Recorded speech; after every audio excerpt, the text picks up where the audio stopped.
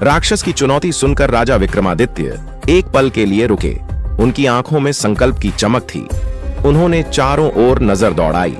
जंगल की अंधकारमयी छाया के बीच कहीं दूर पर हल्की नीली रोशनी टिमटिमा रही थी।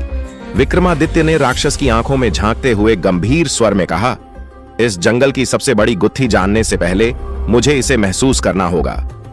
राक्षस जोर से हंसा। उसकी गूंजते ठहाके से पूरा जंगल कांप उठा।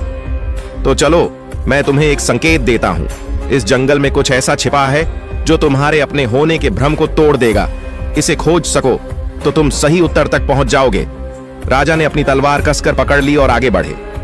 जैसे ही उन्होंने पहला कदम रखा, जंगल अचानक जीवित सा प्रतीत होने लगा।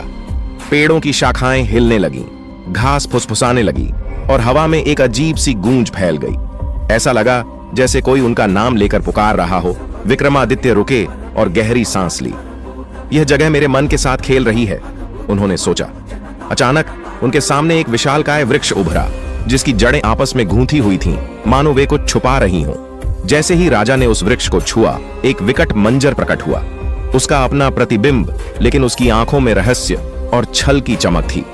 वह परछाई विक्रमादित्य की ओर देखकर बोली, तुम यहां तक आ गए, लेकिन क्या तुम जानते हो कि यह जंगल असल में क्या है?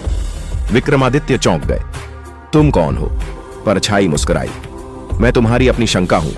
जब तक तुम मुझसे बच नहीं सकते, तब तक तुम इस जंगल की सच्चाई को नहीं समझ सकते। तभी राक्षस की आवाज गूंजी, अब बताओ विक्रमादित्य, क्या तुमने गुत्थी सुलझा ली? क्या विक्रमादित्य इस पहली गुत्थी को हल कर पाएंगे, या यह जंगल उन्हें खुद में उलझा देगा? आगे की कहानी देखने के लिए बने